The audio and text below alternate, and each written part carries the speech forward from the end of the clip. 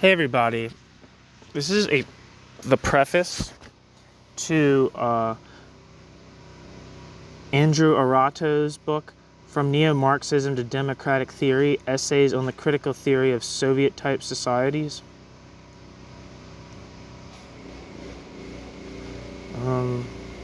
What year is this from? This is from 1993. 31 years ago.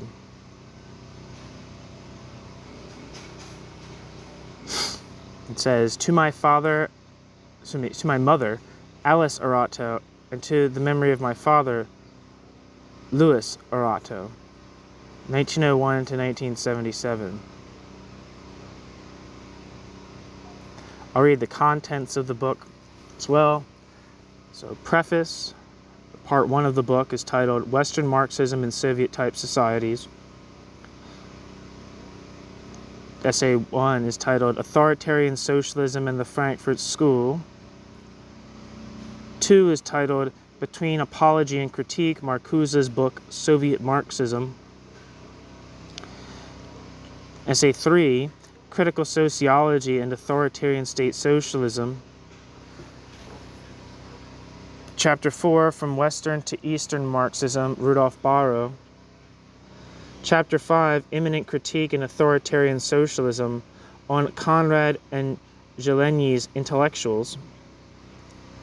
Book Intellectuals. 6, The Budapest School and Actually Existing Socialism. 7, Facing Russia, Castoriadis and the Problem of Soviet-Type Societies.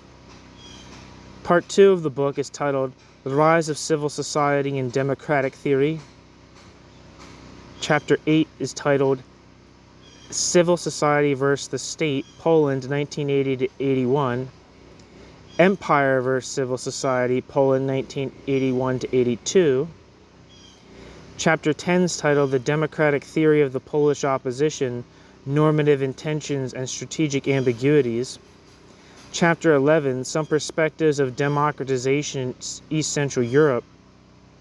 Chapter 12, Social Theory, Civil Society, and the Transformation of Authoritarian Socialism. Chapter 13, Revolution, Civil Society, and Democracy. 14, Social Movements and Civil Society in the Soviet Union.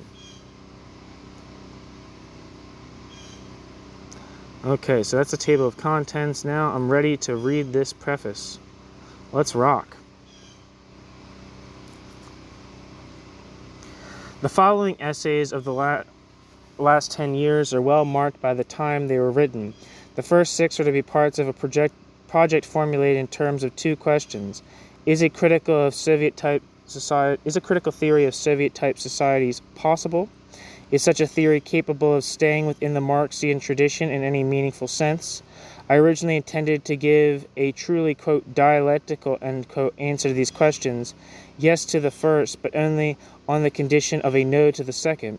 This answer was, however, paradoxical to the extent that critical theory from Horkheimer to Habermas always maintained its adherence in some, always changing sense to the Marxian tradition. I hope to resolve the paradox by emphasizing an early claim by Max Horkheimer, derived from the young Georgy Lukács, that Marxian critical theory alone was capable of undertaking and withstanding an uncompromising process of self-criticism. The premise, now ironical, that one could remain a Marxist without being a Marxist was indeed my most important debt to Lukács in the 1960s and as late as the early 1980s.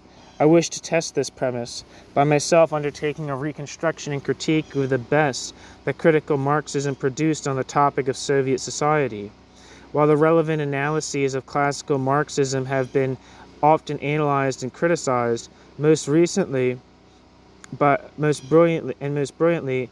Georgy Marcus, no similar effort was ever carried out in a comprehensive way for the much more interesting efforts of the, quote, neo and, quote, post-Marxist, Friedrich Pollock, article about Pollock on this channel, Herbert Marcuse, Cornelius Castoriadis, Rudolf Barrow, Ivan Zelenyi, Mihaly Vaida, quote, Mark Rakovsky, end quote, Jadwiga Stanischkis, and Marcus himself, for example.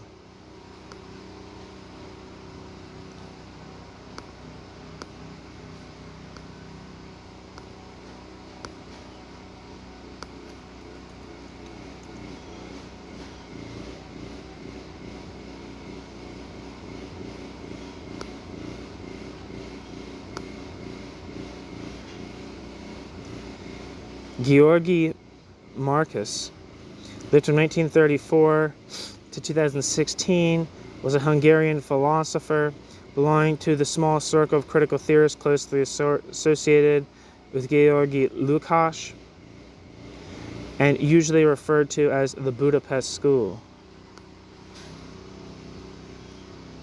Back to the text. The presence of both Western and Eastern names on this perhaps too partial list indicates a more serious intention behind my project. In the early 1980s, for a never-to-be-published preface, I wrote the following, quote, "The question concerning the possibility of a critical theory of Soviet-type societies arises from two traditions, one West, the other East. Both the theory of the Frankfurt School and neo-Marxist social critique in East Europe appear today to be in crisis. Neither has now a living relation to social movements. Individual theorists seem to have to choose between isolation and breaking with their theoretical tradition. ... And yet, these two threatened traditions represent some of the very rare efforts in recent social theory to undertake critical analyses of all contemporary formations. For this reason, at a time when democratic movements East and West seem to find more to divide than to unite them, critical social theory represents the best intellectual hopes for bridge building. The crisis of theory assumes a practical meaning in this context. Its reconstruction becomes a political as well as intellectual task." End quote. I intend to contribute to such reconstruction and to such dialogue, not so much systematically, although in my essay on Jürgen Habermas I tried this, as by producing imminent critiques of representative versions of critical theories West and East, each time asking questions and building relations that would be possible only from a point of view that maintained the need to criticize both capitalist and state socialist formations. Given the Frankfurt School's own characteristic avoidance of the whole problem of the Soviet Union, I chose not to restrict myself to the few exceptions, such as Marcuse's relevant work. Rather, I wanted to also consider authors affected by critical theory, such as Zelenyi, once belonging to parallel traditions, such as Castoriadis and the Budapest School, and one author specifically applauded by Marcuse, Barrow. Since I wanted to include the critical theorist who has influenced me the most, namely Habermas, despite his own rather rare pronouncements on the subject, I attempted in this case to synthesize a few of his remarks and to begin to develop a theory around his own methodological conceptions. Beyond the chapters represented here, I also planned essays on Lukács's generation and the October Revolution, on Jean-Paul Sartre, on revisionism and the philosophy of praxis, and who remembers what else besides. This project could not be completed not merely because of its internal difficulties, but because of the historical changes that affected its basic assumptions. The last 6 essays of the present book indicate that as the decade of the 80s progressed, I came to believe that the cornerstone of a critical theory of modern society should be a democratic theory built around the concept of civil society, rather than say any, even the most, quote, self-critical, end quote, Marxism, hence the title of the book. I came to fully accept Gene Cohen's argument that the built-in limitation of all Marxian theory was the identification of civil and bourgeois society.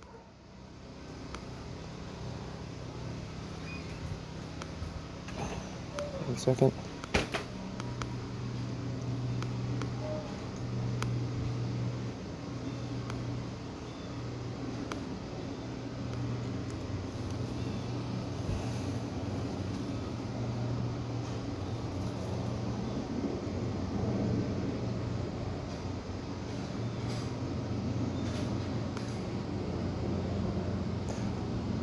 I'm not sure if this is who we're talking about here, but it seems likely.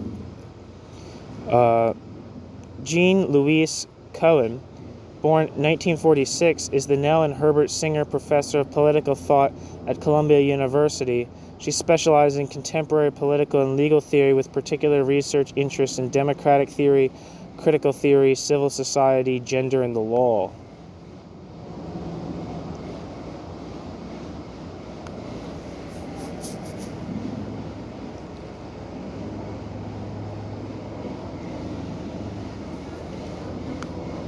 Yeah, this is who it's being referred to for sure.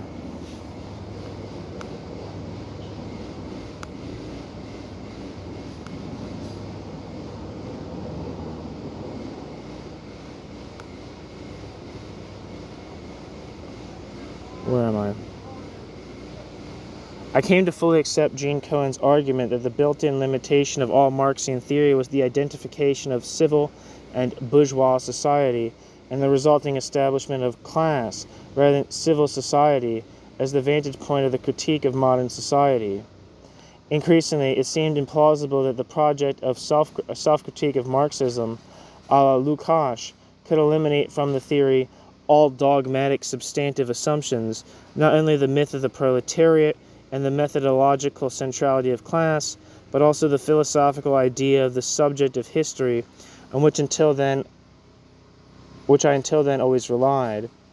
With this idea in doubt, the hidden premise of my original project was greatly weakened.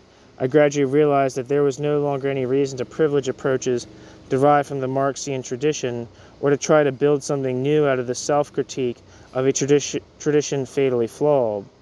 I never would have come to these conclusions, of course, if I did not already think I had the chance to develop an alternative conception.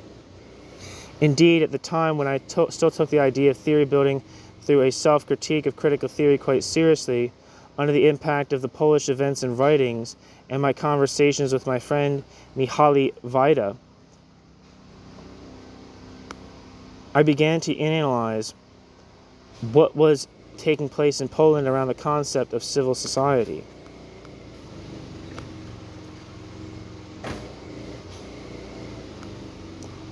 Wikipedia says Mihaly Wajda lived from 1935 to 2023.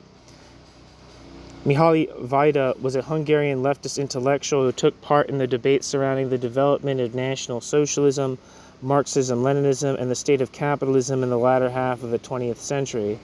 Involved in politics in his home country of Hungary, Wajda was expelled along with several other scholars from the Hungarian Socialist Workers' Party in 1973 due to allegedly representing views that were, quote, opposed to Marxism-Leninism and to the policy of the Hungarian Socialist Workers' Party, end quote.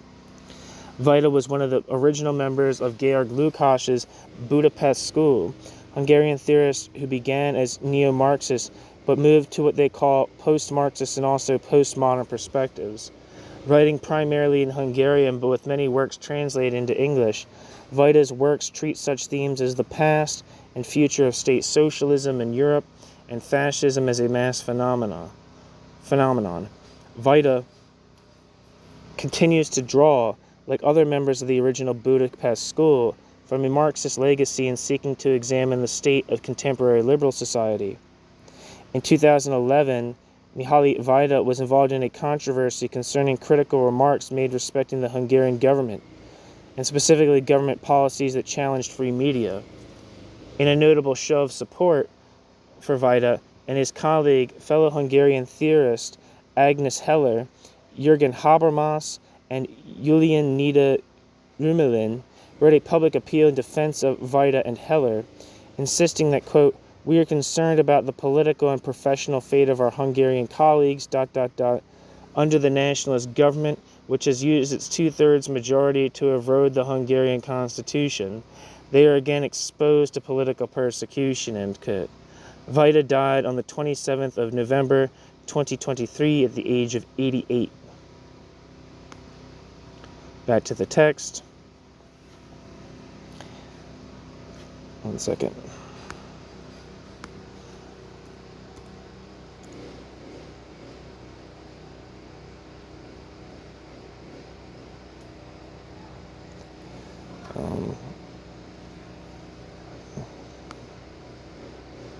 Footnote.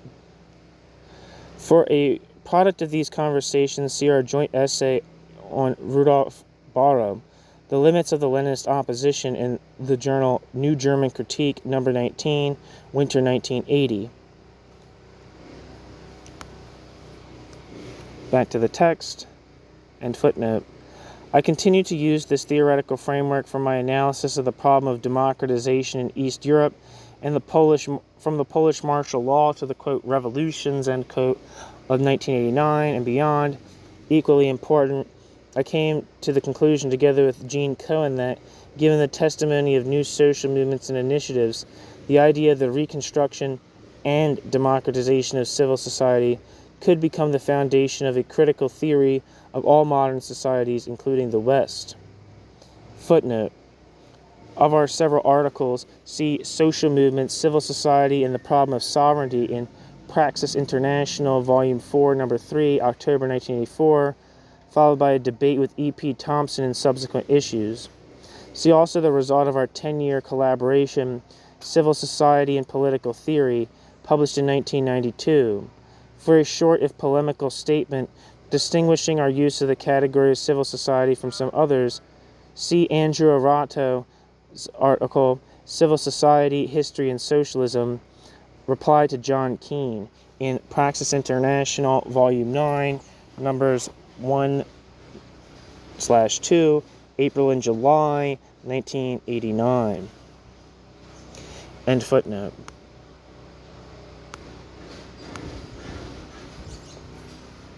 Thus, the possibility of a potentially fruitful dialogue between social critics East and West could be oriented to the normative framework of a shared democratic theory rather than the, for us, unacceptable normative and analytical assumptions of even the best version of Marxism. The latter, in any case, failed after the 1960s to provide any such framework for communication, despite such efforts at the Dubrovnik seminars in which we participated.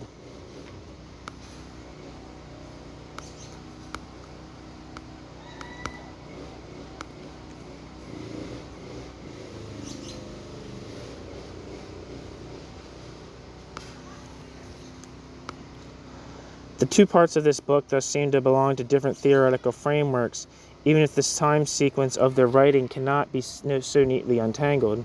In any case, they are related in important ways. Many of the essays on the critical theorists, especially the last two, were strongly influenced by my change of paradigms. This led to an occasional shift from immanent critique to a more transcendent critique, using civil society as its, quote, external, end quote, vantage point. More importantly, the radicalism of the version of the concept of civil society used in the second part of the book is due directly to aims inherited from critical theory, to criticize authoritarian formations without canonizing forms of domination and injustice that can do without political authoritarianism. As the essay Revolution, Civil Society, and Democracy indicates, I use the concept of civil society for a critical theory of the, quote, transition from state socialism, end quote. To be sure, using the concept of civil society means a radical break with the Frankfurt argument that contemporary liberal democracies, too, are totalitarian and answer to be somehow put on the same normative level as the authoritarian state. This argument, taken deadly seriously only by Marcuse, was often rejected within even the older Frankfurt tradition and has been definitely laid to rest by Habermas.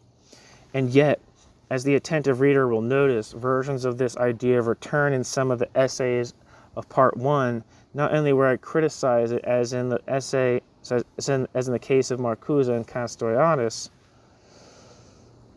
but also where I am sufficiently critical towards a methodological parallel between market and state-based systems of societal steering, as in my essay on Habermas.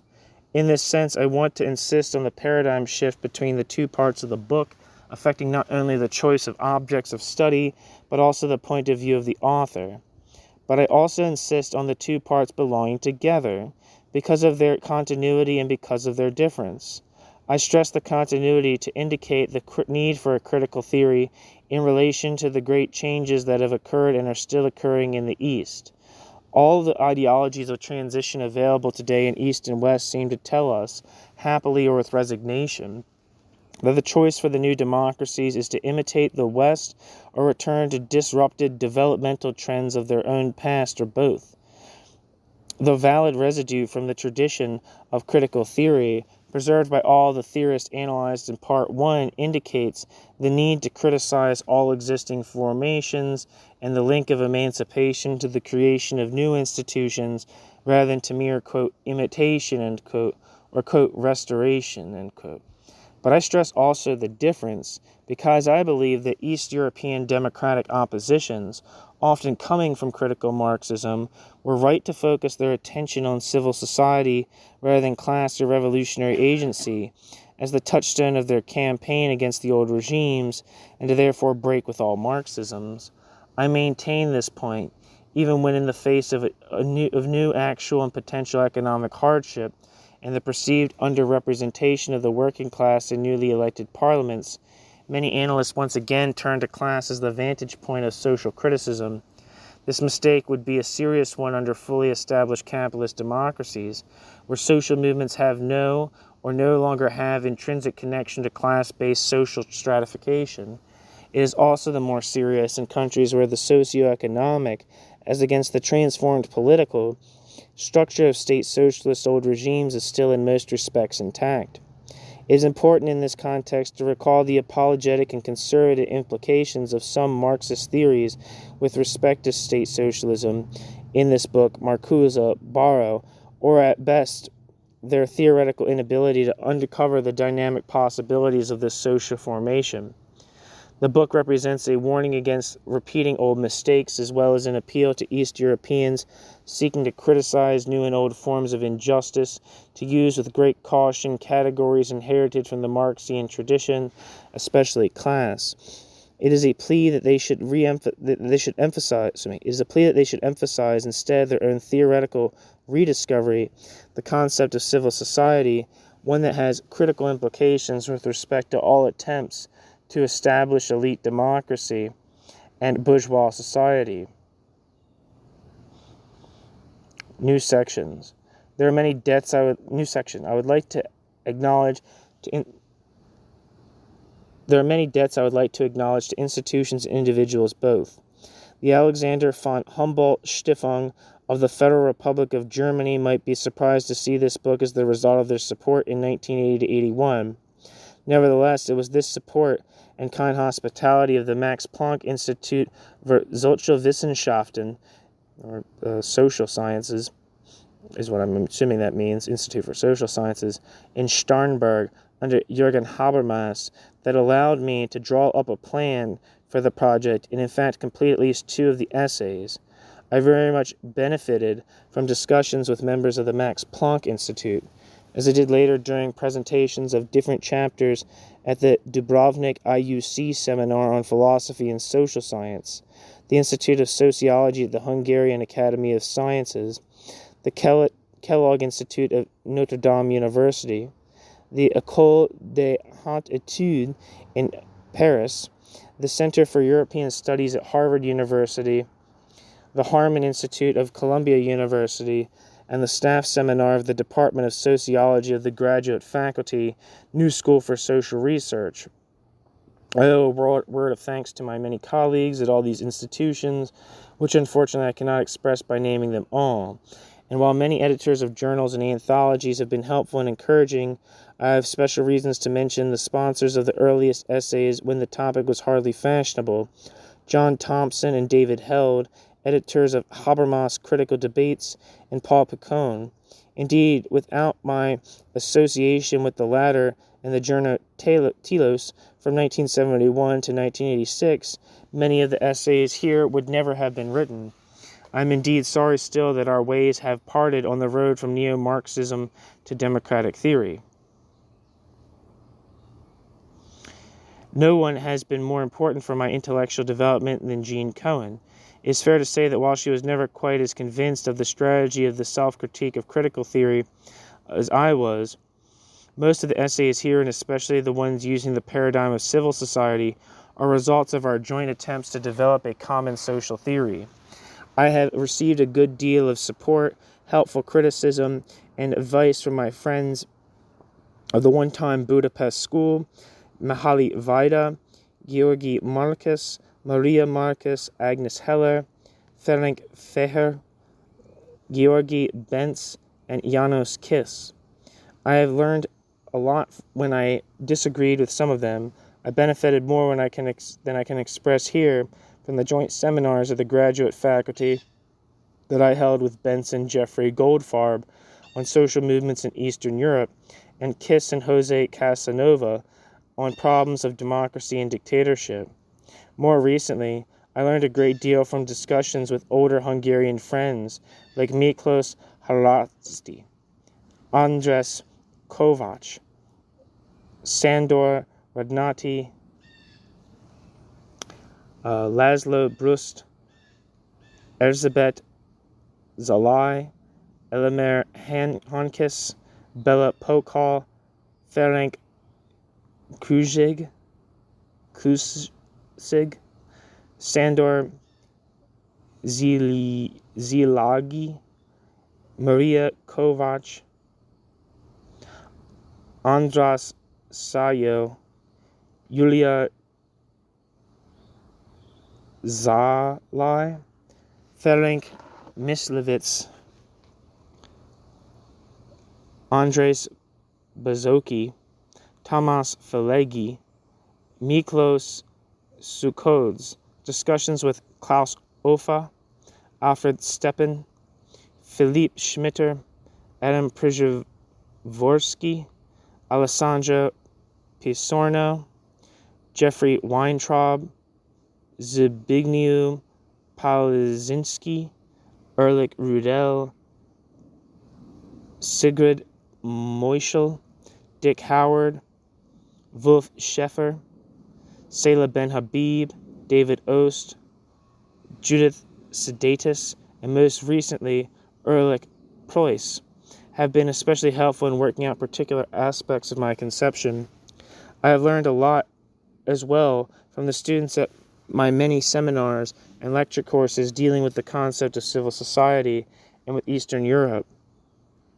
I owe a great deal of thanks to the Open Society Foundation, to the Budapest Soros Foundation, and especially to the graduate faculty, its president Jonathan Fanton, and its then dean Ira Katznelson, for being able to invite many guest lecturers and instructors from Eastern Europe, among them, aside from several already mentioned, Janos Kornai, Thomas Bauer, Karoli, Attila Seuss, Pavel Kompaniu, Natalia Baranova, Alexander Smolar.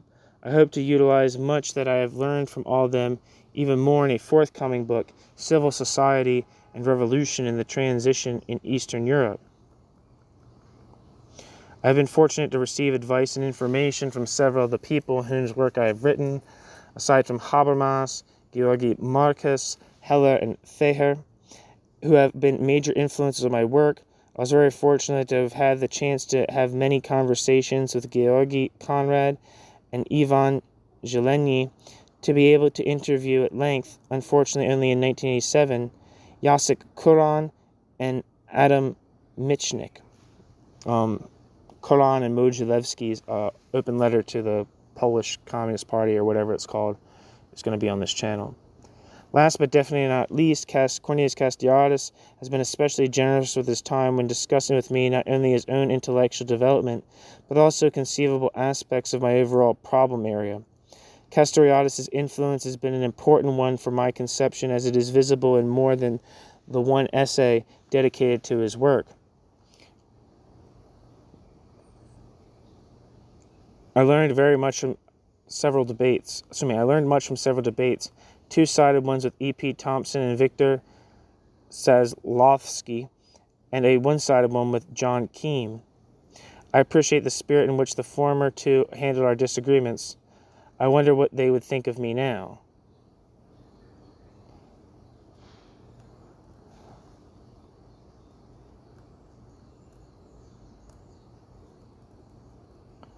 Finally, I owe a big word of thanks to my editor, M.E. Sharp, Patricia Kolb. It was due, my editor at ME Sharp, Patricia Kolb, it was due to her encouragement of my work in general that I decided that this project could after all be worthy of publication. The end.